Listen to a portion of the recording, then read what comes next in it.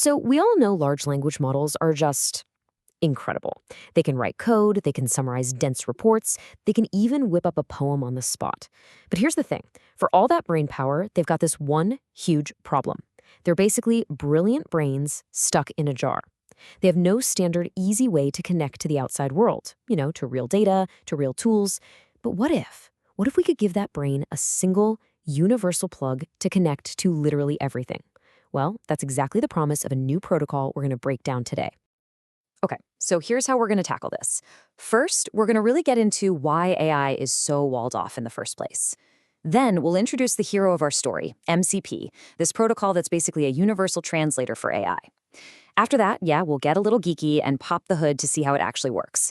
We'll also explore why people are calling it such a massive upgrade, and then we'll wrap it all up by looking at what this means for the actual tools you and I might be using, like tomorrow. All right, first up. To really get why this new protocol is such a big deal, you have to understand the problem it's solving. And the problem, at its core, is that every powerful AI we have today is living in its own little isolated world. Just think about your favorite AI assistant for a second. It knows a ton, right? But it probably can't check your calendar or read a file sitting on your desktop or tap into your company's private database. It's totally cut off from all the live contextual info it needs to be actually useful. To fix this, developers have been stuck in this endless cycle of building these custom one-off bridges for every single tool. It's like having to invent a brand new cable for every single device you own. Just a total mess. And this leads to what the pros call the N by M adapter problem. It sounds technical, but it's simple. If you have, say, N different AI models and M different tools you want them to use, well, you end up having to build and maintain N times M, unique custom connectors. It is a complete and total maintenance nightmare. What the entire AI world has been desperately waiting for is a single standard, one plug to rule them all, right?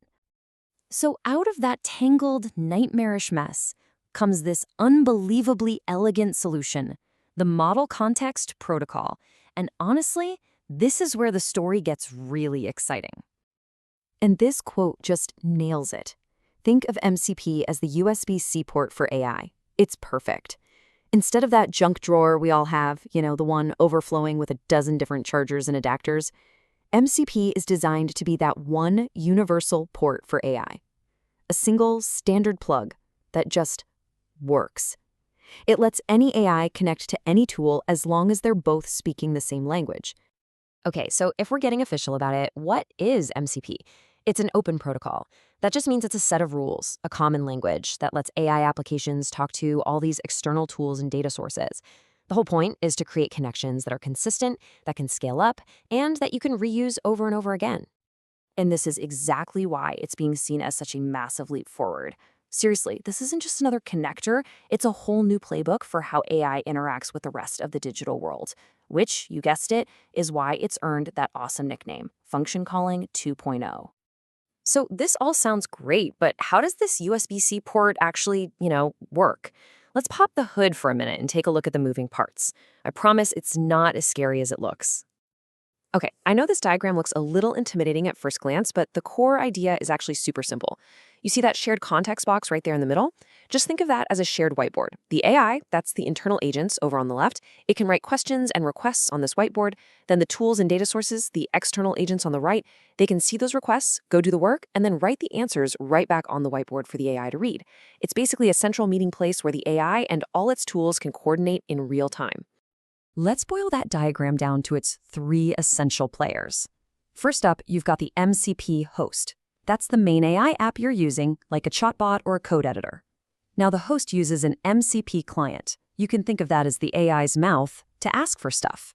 And that client talks to the MCP server, which is the actual tool. The server is like the ears that listen for the request and the hands that go and do the work. So what can a server actually give to an AI? Well, it boils down to three main things. First, it can offer tools. These are actual actions the AI can take, like send an email or run this code. Second, it can provide resources. This is just data the AI can look at for context, like read the contents of this file. And finally, it can give the AI prompts. These are basically reusable templates, little cheat sheets that help the AI ask for things in just the right way.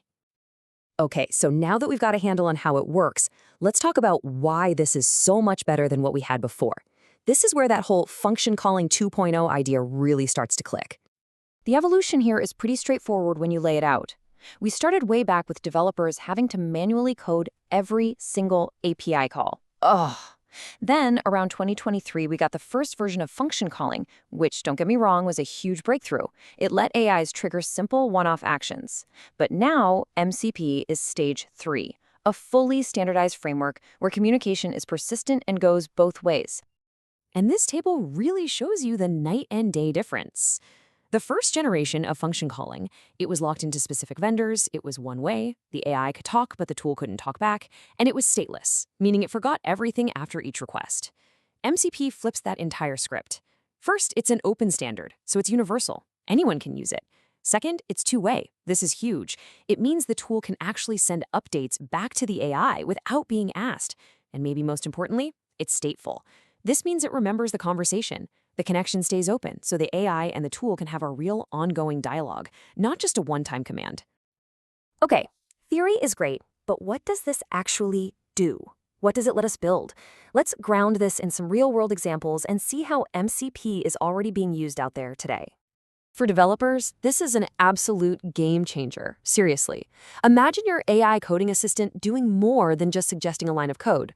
With MCP servers that connect to things like Git, your local files, and even GitHub, that AI becomes a true co-pilot. It can actually read your project files, commit your code, and even open and manage pull requests for you. It's not just an assistant anymore, it's a partner. Now think about this inside a company. MCP can securely unlock all that super valuable internal knowledge that's usually stuck in different places. All of a sudden, your AI can answer questions with real, company-specific context from your Confluence or your shared drive. It's not just spitting out generic answers from the internet. It's tapping into your team's actual collective brain. And for researchers in science and medicine, the possibilities are just staggering. Imagine an AI that doesn't just read one research paper at a time, but can actively search and analyze millions of them simultaneously. It could connect the dots, spot patterns, and surface insights that a human researcher might take years to find, or even miss entirely. We're talking about accelerating discovery on a massive scale. So, when you get right down to it, the Model Context Protocol is all about finally letting that brilliant brain out of the jar. It's creating a seamless ecosystem where AI isn't just a tool we use, but a deeply integrated partner in pretty much everything we do.